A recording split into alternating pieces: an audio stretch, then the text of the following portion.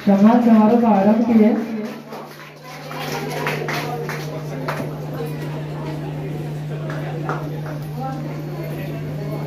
अब सभी chief guest आप अपने अपने स्थान पे बैठ जाएं।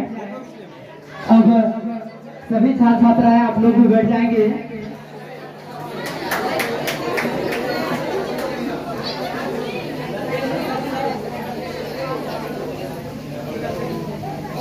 अब आप सभी छात्र छात्रागण शांति बना करके बैठे रहेंगे और इस सम्मान समारोह का जो आयोजन रखा गया इस किंग कोचिंग सेंटर में आप लोग शांति पूर्वक इस चीज को देखेंगे। बेहतर रणनीति, सटीक मार्गदर्शन और छात्र छात्राओं का समर्पित मेहनत का ही नतीजा है कि हर साल की भांति इस वर्ष में किंग कोचिंग के छात्र छात्राओं ने बेहतरीन प्रदर्शन दिखाया, जिसके कारण हम सभी यहाँ पर उपस्थित हैं। आज के इस सम्मान समारोह में बहुत सारे चीफ गेस्ट यहाँ पे बैठे हुए हैं, तो मैं आज का यह सम्मान समारोह का जो आयोजन है उसका मैं शुरुआत करता हूँ। तिरंगे की शान और भारत की आन बान शान को सलाम करते हुए इन सम्मान समारोह को आगे बढ़ाते हैं। चमकते सूरज की रोशनी और चांद की शीतलता के बीच, चमकते सूरज की रोशनी और चांद की शीतलता के बीच एक अद्भुत व्यक्तित्व हमारे बीच विराजमान है, जिनके विचारों की गहराई समंदर से कम नहीं और जिनकी ज्ञान की रोशनी हजारों दीपक से अधिक तेज है।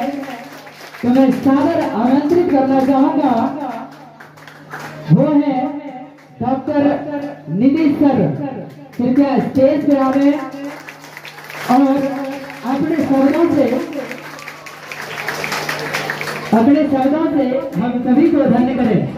जोरदार ताली बजाते रहेंगे डॉक्टर नीतीश सर के लिए।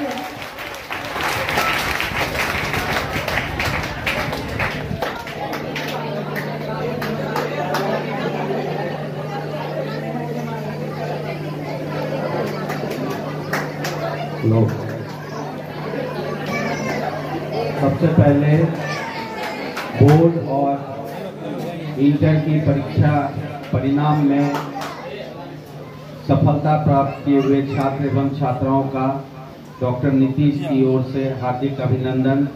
भविष्य के लिए ढेरों सारी शुभकामनाएं एवं उज्जवल भविष्य की कामना करता हूं। रतुल जी साइड हो जाइएगा।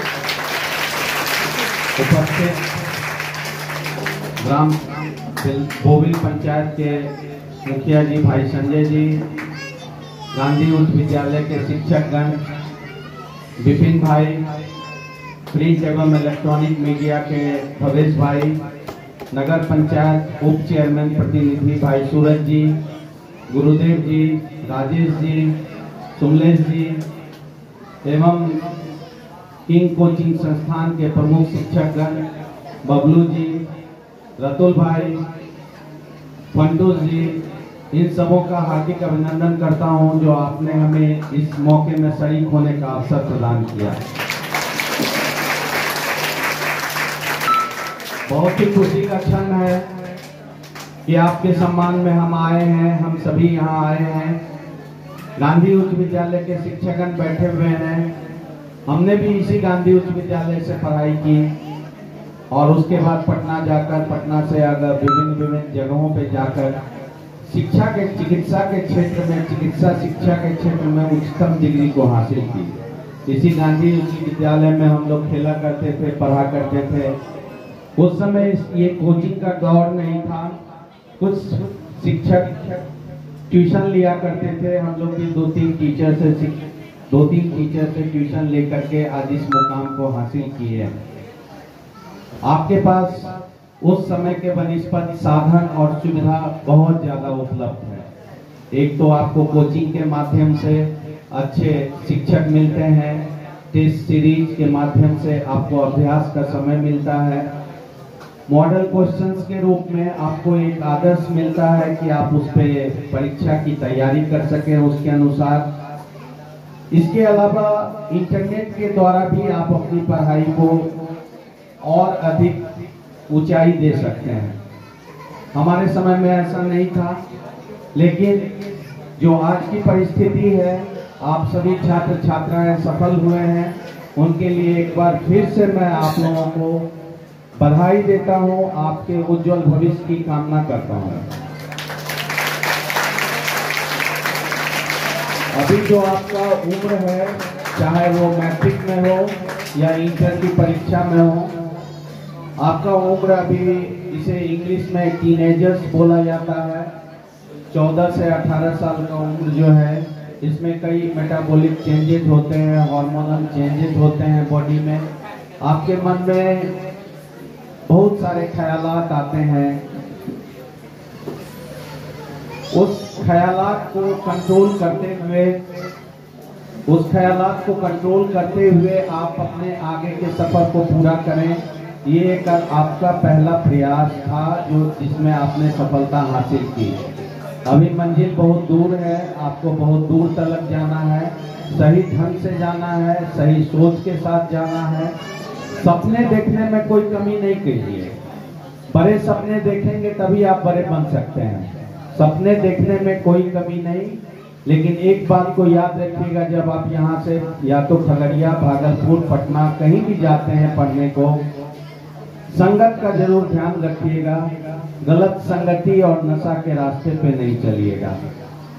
आलम ये है, बेल्दौर में चिकित्सक होने के नाते हर जो है पेशेंट, हर तरह के पेशेंट मिलते हैं, किसी की निजता को भंग नहीं कर सकता। बेल्दौर में लड़कियां भी कुछ नशा करने लगी हैं और वो हमारे क्लिनिक पे आती हैं। अगले दिन कोचिंग गई तो कोचिंग में ही उल्टी शुरू हो गई। तो थोड़ा इन चीजों से बचिए। लोग दिखावे में आकर सोचते हैं कि अगर वो लोग कर रहे हैं तो हम उनसे पीछे क्यों रहें, हम भी करें। ये तो शान की बात है। ये शान की बात नहीं है। आपका धीरे धीरे संस्कार गिरता चला जाएगा, आपका चरित्र वैसा नहीं रहेगा समाज में जैसे आज आपको देखा जा रहा है, या जिनको मैंने देखा वो अब कभी चाहे वो वीडियो सीओ भी बन के आ जाए, डॉक्टर इंजीनियर भी बन के आ जाए, तो उनका सम्मान वो नहीं रहेगा जो उस स्थिति में मेरे यहाँ नहीं आई है या नहीं आए हैं। संगति और चरित्र का ध्यान जरूर रखिए। नशे के लत में कभी मत पड़िएगा। मैं जहां भी जाता हूं हर जगह यही बोलता हूं कि नशे के लत में एक बार घुस जाने के बाद सीधा ही रास्ता है, 4 वे 6 लेन 4 लेन का रास्ता है, यू टर्न नहीं है, उसमें कट नहीं होता है। अब वापस लौटना बहुत असंभव है। लौटते हैं कुछ लोग हैं, 1-2% लोग लौट सकते हैं, लेकिन उसको देखिए, थोड़ा बहुत प्यार मोहब्बत इश्क हो जाए वो ठीक है, चलेगा, लेकिन उसमें भी घुसना नहीं है कि उसी को आदर्श बनाना है। फिल्मी दुनिया के तर्ज पे अपने जीवन को ढालने की कभी मत सोचिएगा। ईमानदारी सबसे बड़ी पूंजी है आपकी। ईमानदारी के साथ शुद्ध लगन से किया हुआ प्रयास कभी असफल नहीं होगा। इस बातों को लिख करके मानिए। आपसे आपकी कोई जमीन छीन सकता है, कोई पूंजी छीन सकता है, कोई आपका वस्त्र छीन सकता है, आपके घर में चोरी हो सकती है, लेकिन शिक्षा कोई नहीं चुरा सकता। अगर आप शिक्षित रहेंगे तो आपका सम्मान एक अलग ढंग का होगा समाज में, या जहां भी आप जाएंगे वहां भी। ईमानदारी की बात यह है कि अगर आप आईएएस आईपीएस को अभी उच्चतम सेवा का सम्मान दिया जाता है। आलम यह है कि अभी कितने आईएएस आईपीएस वीडियो सीओ के घर पे आपने देखा होगा, छापा पड़ने पर नोट गिनने की मशीन मंगाई जाती है। वैसा क्या सम्मान, वैसा क्या आदर्श कि मैं आईएएस बन गया और उसके बाद जो है हजारों करोड़ के रुपए की लूट में फंस गया, तो वो सम्मान आपका उस दिन खत्म हो जाता है। ईमानदारी, वफादारी, चरित्र, संगति, इन सब चीजों को याद रखिएगा। अब वो जमाना गया, अल्पाहारी, गृह त्यागी, काग निद्रा, स्वान निद्रा, काग चेष्टा, तो विद्यार्थिनम पंच लक्षणम, अब वो नहीं संभव है। लेकिन जहां भी जाइए अपने संगति को जरूर देखिए। कोई दोस्त आपको, लड़का लड़की कोई भी नजर आता है, उसके व्यवहार में, उसके चरित्र में तनिक भी आपको शंका बुझाई देती है, उससे दूरी बना लीजिए। आपके और हमारे भी, आपके भी पिताजी ने बहुत मेहनत करके इस मुकाम तक आपको पहुंचाया है। आज आपने प्रथम सफलता हासिल की है, लेकिन जब आप बाहर जाएंगे आपको लगेगा अरे दुनिया तो बहुत बड़ी है। अब इसी में आजकल सोशल मीडिया का भी जमाना है, भटकाव के अनेकों रास्ते हैं आज की दुनिया में। हमारे दुनिया में हम भी जब गए थे पटना, बहुत बड़े घर के बच्चे थे, लेकिन साइकिल ही 800 रुपया में खरीदे थे। एवन साइकिल मिला था 800 रुपया में, और उस समय चलते थे, और उस साइकिल पर गिरते भी थे, चलते भी थे। भटकाव के रास्ते आजकल ऐसे हैं कि मैट्रिक के पहले ही मोटरसाइकिल चाहिए, स्कूटी चाहिए, और माँ बाप देते भी हैं गर्व से कि मेरे बच्चों को मोटरसाइकिल मैंने दिया, स्कूटी दिया। ऐसी जिद ना करें। अभिभावकों से भी ऐसा आग्रह है हमारा कि आप अपने बच्चे को जहाँ भी पढ़ने भेजें, कोटा भेजें, भागलपुर भेजें, पटना भेजें, उन पे नियंत्रण रखिए। समय समय पे उनको जाके देखिए, औचक निरीक्षण करें उनके यहाँ जा करके, वो हैं कहाँ गायब हैं, कितने समय से हैं, किस ट्यूशन में हैं, ट्यूशन कितने बजे खत्म होता है, कितने बजे रूम में आती हैं। जैसा रजिस्टर निकलवा के हॉस्टल का एक बार चेक करने का प्रयास करें।